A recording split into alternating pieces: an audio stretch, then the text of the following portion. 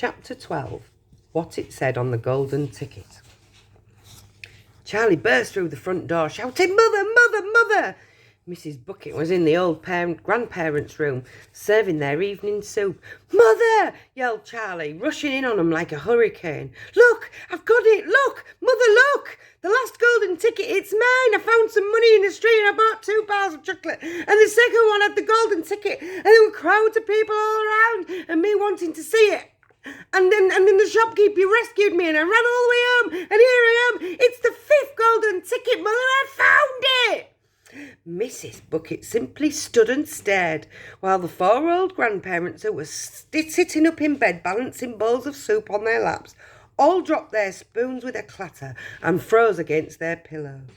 For about 10 seconds there was an absolute silence in the room. Nobody dared to speak or move. It was a magic moment. And then, very softly, Grandpa Joe said, "You're pulling our legs, Charlie, aren't you? You're having a little joke." "I am not!" cried Charlie, rushing up to the bed and holding out the large, beautiful golden ticket for him to see.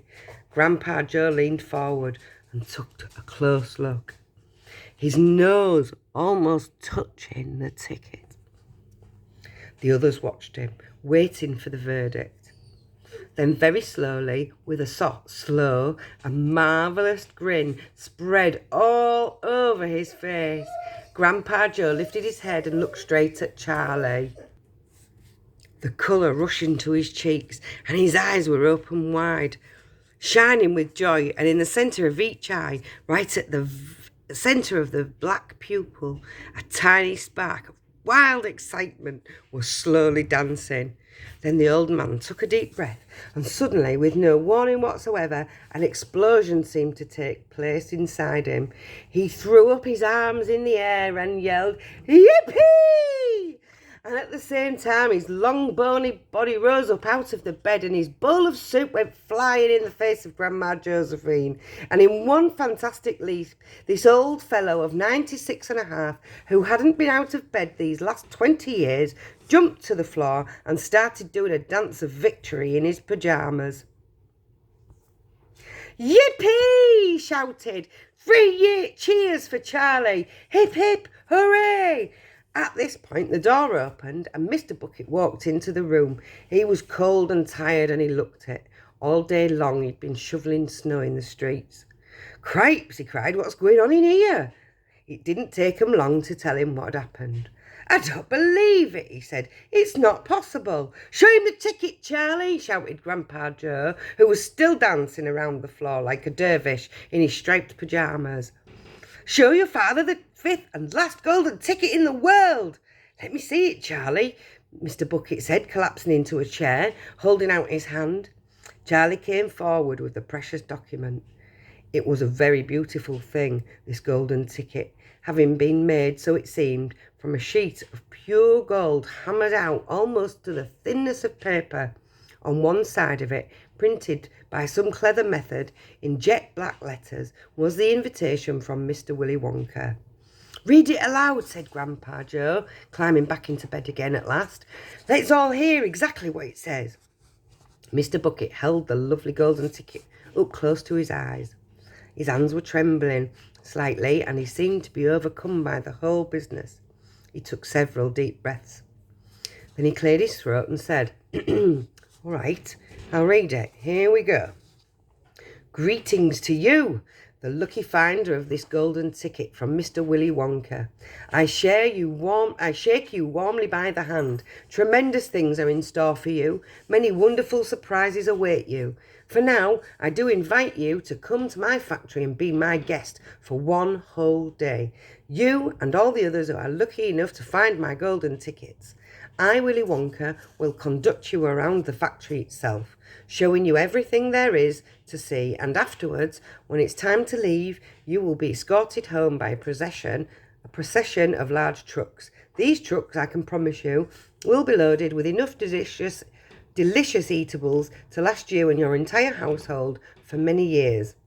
If at any time thereafter you should run out of supplies, you have only to come back to the factory, show this golden ticket, and I shall be happy to refill your cupboard with whatever you want.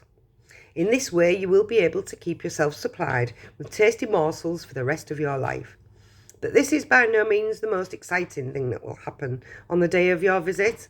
I'm preparing other surprises that are even more marvellous and more fantastic for you and for all of my beloved golden ticket holders. Mystic and marvellous surprises that will entrance, delight, intrigue, astonish and perplex you beyond measure. In your wildest dreams, you could not imagine that such things could happen to you. Just wait and see. And now, here are your instructions. The day I've chosen for the visit is the first day in the month of February.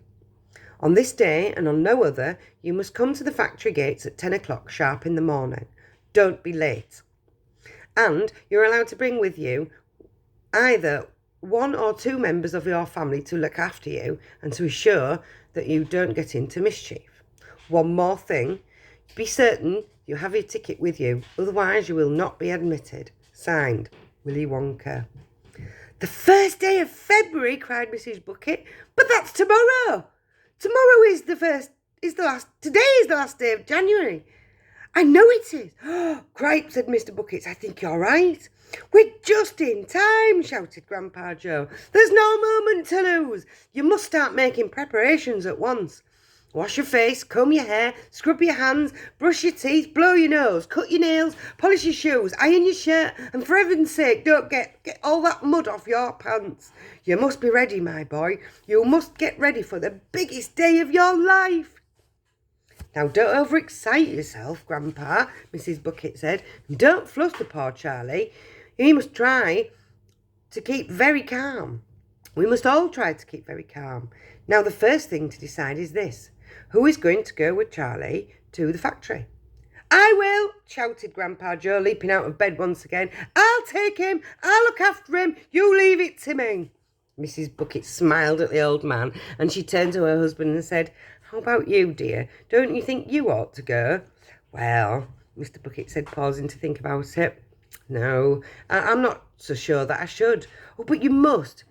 Well, there's no must about it, my dear, Mr. Bucket said gently. Mind you, I'd love to go.